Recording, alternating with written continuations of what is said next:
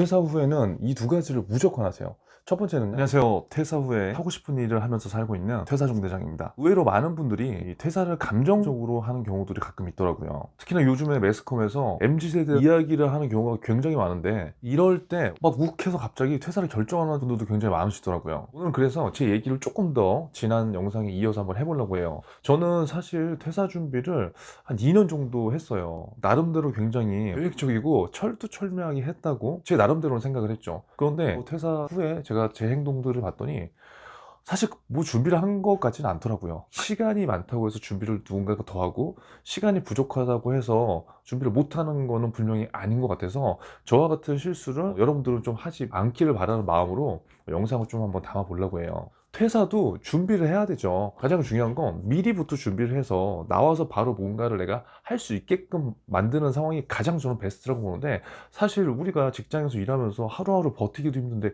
그걸 언제 다 준비를 해요. 이 영상을 보시는 분들은요, 무조건 준비하셔야 돼요. 그렇게 하지 않으면요, 정말 힘들고요. 나와서 우리가 생각하는 뭐 퇴사하루만 그런 거 절대 없습니다.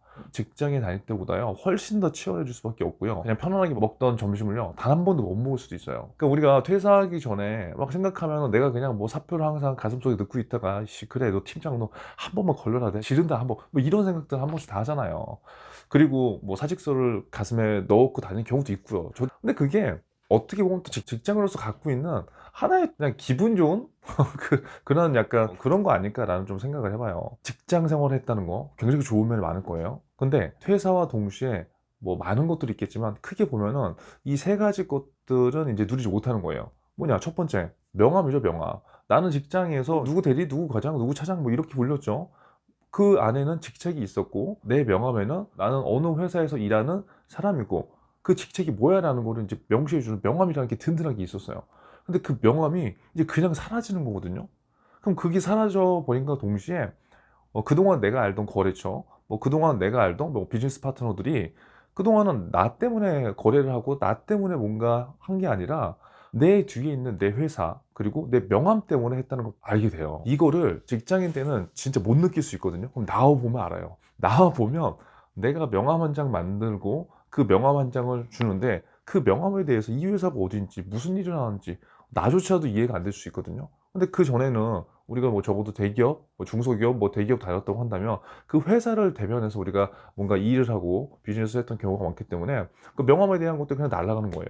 두 번째는 그 부가적인 서비스들이 있잖아요. 뭐 되게 시시콜콜한 것 같지만 저녁 야근하면 뭐 식사를 주고, 뭐 이동을 할 때 교통비를 주고, 숙박비를 지원해주고, 뭐 이런 것들.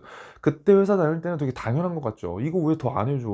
저도 그랬어요. 야, 숙박비 무슨 하루에 7만 원이야? 뭐 우리 거지야 막 이랬는데, 나와 보면 그 돈을 다 내 경비로 처리해야 돼요. 그리고 뭐 문구를 하나 사더라도, 그리고 뭘 사더라도 다 내 돈이 들어가기 때문에, 진짜 그때 나와 보면 이 회사 생활이 월급만 받는 게 아니라 부가적으로 들어가는 것도 분명히 있는 거구나.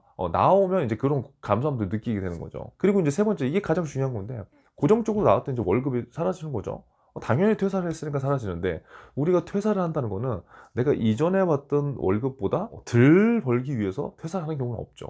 물론 돈은 퇴사한 다음에 그 단기적으로는 덜 벌 수 있지만, 장기적인 나의 어떠한 비전이나 가치는 지금 내가 벌던 소득 대비해서 지금보다는 좋아질 거라고 예상하고, 지금보다는 더 나은 가치를 위할 거라고 생각되기 때문에 나오는 걸 거란 말이에요. 근데 지금 고정적인 월급이 아무튼 없어지는 상황이잖아요. 퇴사를 하게 되면 지금 제가 얘기한 이 세 가지는 뭐 무조건 없어지는 거죠. 이 외에도 굉장히 많겠지만, 제가 지금 생각나는 세 가지는 한 요 정도 선일 거다. 그러니까 회사가 그냥 무조건 나쁜 게 아니라는 거예요. 사실 이게 퇴사를 하잖아요. 그러면 퇴사를 하면서요 엄청나게 불안해요. 이게 성향에 따라서 조금 다른데, 저 같은 경우는 더 불안해졌어요. 준비를 2년 동안이나 했음에도 불구하고 퇴사를 하고 났어? 그 다음부터 잠이 안 오는 거예요. 물론 잠은 잤는데 그만큼 이제 불안했다는 거예요. 그래서 퇴사 전에요 여러분 무조건 준비를 해야 돼요. 그래서 제가 이전 영상 요거 찍어 놓은 거 요거 한번 다시 한번 보시고, 오늘 뭘 해야 되는지부터 한번 저 가이드 따라서요 한번 해보시면 좋을 것 같아요. 그러면 퇴사 후에는 뭘 해야 되냐, 대체 뭘 해야 돼? 저 퇴사 후에는 이 두 가지를 무조건 하세요. 첫 번째는요, 해야 할 우선순위를 반드시 작성해야 돼요. 그리고 그 우선순위만 작성하면 되는 게 아니라 데드라인을 반드시 작성해야지 내가 그거를 언제 어떻게 하겠다는 세부적인 시간 계획이 나오거든요. 이게 퇴사 후에 시간이 정말 빨리 가요. 저 같은 경우도 퇴사한 다음에 뭐 부동산도 건드렸다가 블로그도 건드렸다가 뭐 이것저것 진짜 많이 건드렸어요. 하루를 24시간을 정말 잠을 저 같은 경우는 한 5시간 정도 자고 계속 나머지는 계속 다른 일들을 했거든요. 그러니까 결국은 엄청 내가 몸은 바쁘고 뭔가 실행은 많이 하는데 결국 돌아서면은 뭘 했는지 잘 모르겠는 거예요. 그게 그래서 왜 그런지 잘 봤더니 내가 정확하게 내 일의 우선순위가 뭔지를 정하지 않았고, 그리고 그 언제까지 그것들을 해야 된다는 시간을 정해놓지 않고 그냥 하루만 바쁘게 산 거예요. 그러니까 나는 퇴사를 했는데 내 생활은 직장 다닐 때랑 똑같은 거예요. 그냥 바쁘기만 한 거예요. 바쁘기만 하고 성과가 나지 않아. 그렇기 때문에 퇴사한 다음에 여러분들은 반드시 우선순위와 데드라인을 정해 놓으시고 시간 계획을 그에 따라서 잘 정해 놓으시는 게 무엇보다 중요한 것 같아요. 두 번째는 퇴사 후에는요, 경험을 쌓는 게 아니라 성과를 내야 돼요. 이걸 제가 진짜 못했어요. 저는 그냥 제가 예전부터 뭐 직업 군인이었고, 그리고 하루하루를 진짜 열심히 살면 된다는 그런 생각으로 살았던 사람이기 때문에 성실하면 무조건 된다는 생각을 갖고 있었거든요. 근데 성실하면 되죠. 그런데 늦으면 지금 그게 엄청나게 스트레스를 받아요. 그래서 경험은 퇴사 전에 쌓는 거라고요. 퇴사 후에는 성과가 나와야 돼요. 힘들게 내가 지금 나 지금 직장 생활에서 이러한 비전과 가치를 갖고 내가 돈을 더 벌기 위해서 나왔는데, 그때도 계속 내가 뭔가 계속 퇴사하기 전보다 그 이전의 삶보다 좋아지지 않으면 퇴사를 뭐하러 해요. 그래서 저는 제가 가장 크게 실수를 한 거는 경험을 나름대로 퇴사 준비를 할 때 2년 동안 다양하게 쌓다고 했는데 지금 돌이켜보면은 그냥 수박 겉핥기식으로 그냥 신용만 했던 거였죠.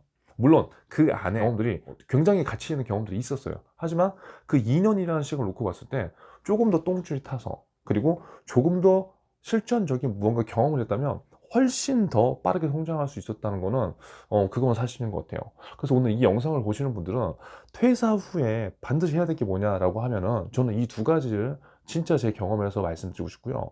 그 전에 준비해야 될 것들이 무조건 있다. 그리고 퇴사 후에 뭔가를 하려고 하지 말고 퇴사 전에 여유 있게 이런 계획들과 생각들, 그리고 갖가지의 경험들을 쌓아놔서 퇴사 후에 여러분들이 하고 싶은 일을 하고 행복한 삶을 살았으면 좋겠습니다. 오늘 영상도 좀 도움이 되셨으면 좋겠고요. 도움 되셨던 분들은 좋아요, 구독, 그리고 알람 설정까지 해두셔서요, 퇴사 중대장의 이야기 계속해서 함께 해보시면 좋을 것 같습니다. 여러분 감사합니다.